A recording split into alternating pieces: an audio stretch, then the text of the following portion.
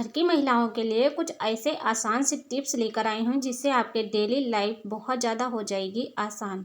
तो चलिए दोस्तों, देर ना करते हुए वीडियो को शुरू करते हैं। अगर आपको आज की वीडियो पसंद आए तो एक लाइक ज़रूर करना।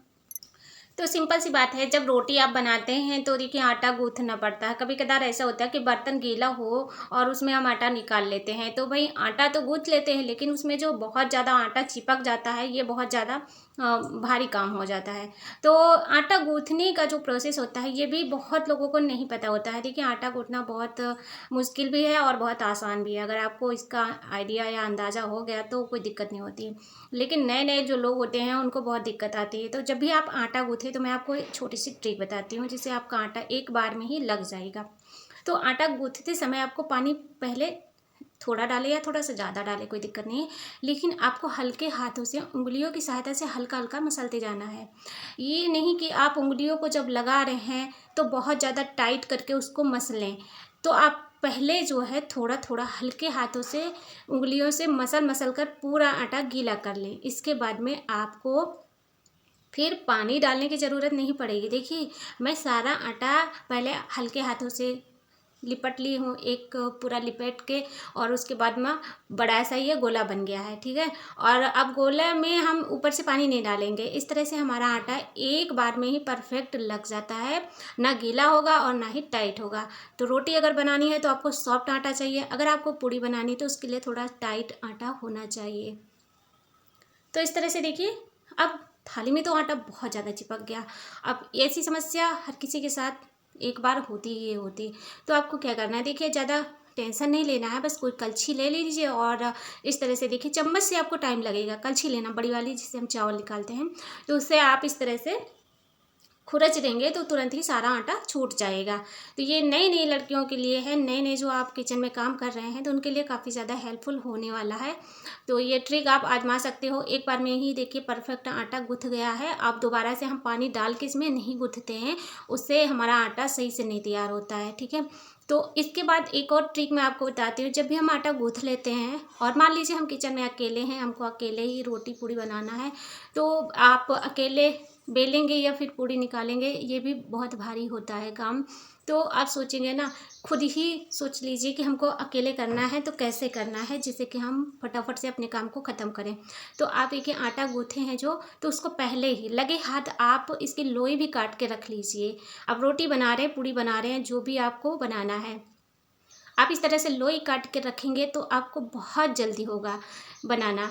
तो अब देखिए इस तरह से मैं हमेशा ही ये काम करती हूँ। तो अगर आपको ट्रिक अच्छी लगे तो आप ट्राई कर सकते हो, बहुत अच्छी ट्रिक है। चलिए अब अगली ट्रिक देख लेते हैं।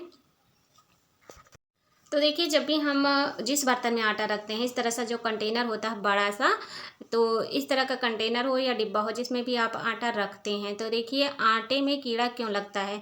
जब आप उसकी जो देखभाल है लापरवाही से करेंगे तो उसमें कीड़ा लग जाएगा, और ख़ासकर गर्मियों में तो बहुत ज़्यादा देख रेख करनी पड़ती है, बहुत ध्यान से उस काम को करना होता है जिससे कि हमारे आटे चावल में कीड़े ना लगें। तो जब भी मैं आटा भरती हूँ, बड़े से बर्तन में भर के रखती हूँ, तो क्या करती हूँ, देखिए अच्छे तरीके से साफ़ कर लेती हूँ। अगर ज़्यादा गंदा है तो उसको मांजना भी पड़ता है।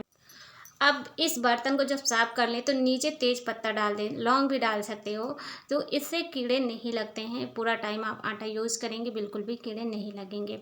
इसके बाद आप क्या करना है, जब भी आटा भरते हैं तो आप जहाँ पर खाना बनाते हैं यानी किचन में ही बर्तन को रखते हैं तो वहीं पर आटा भर लेते हो, और भरते समय आटा इतना ज़्यादा नीचे फर्श पे गिर जाता है कि उसको फिर 2-3 बार पोछा से साफ़ करो तब जाके उसकी चिपचिपाहट ख़त्म होती है। तो मैं क्या करती हूँ, सीधे इसको बाथरूम में ही उठा लाती हूँ, जहाँ पर पानी की व्यवस्था हो वहीं पर मैं इसको भरती हूँ। तो देखिए इस तरह से जितना भी आटा नीचे गिर रहा है, वैसे फर्श एकदम साफ़ है, बहुत ज़्यादा आटा तो नहीं गिराती हूँ लेकिन बहुत ये आटा गिर जाता है, उड़ता बहुत है।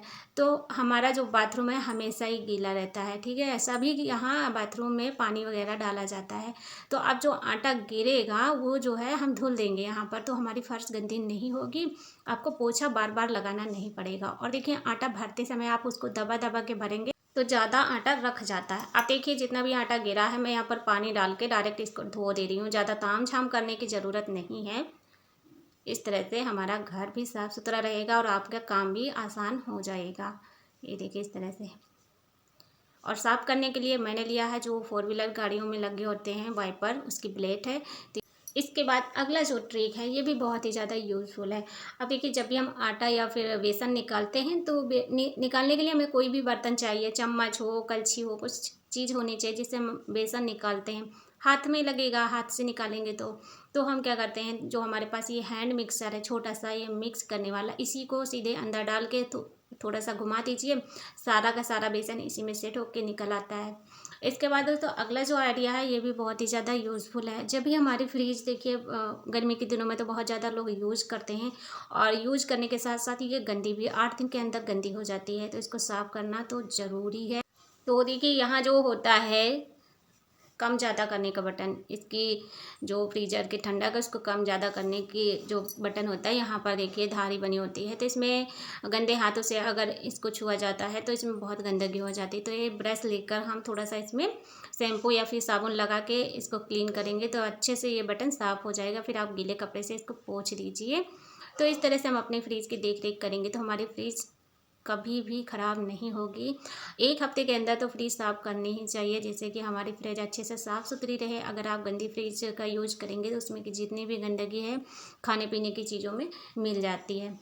इसके बाद दोस्तों अगला जो आइडिया है ये भी बहुत ही यूज़फुल है। तो इस तरह से देखिए, जो मिक्सर मशीन होती है, मिक्सर मशीन की जहाँ पर हम मसाला का जार रखते हैं, तो यहाँ अगर मसाला का जार में नीचे कुछ लगा है या फिर मसाला गिरता है तो यहाँ पर जगह पर इकट्ठा हो जाता है और साफ़ करना बहुत मुश्किल होता है। तो आप एक भिगा के कपड़ा ले लीजिए, चम्मच में लगा के इस तरह से अगर इसको साफ़ करेंगे तो बहुत अच्छे से इसकी सफाई हो जाती है, और गंदा रहता है तो देखने में अच्छा भी नहीं लगता। तो इस तरह से आप इसकी सफाई कर सकते हैं।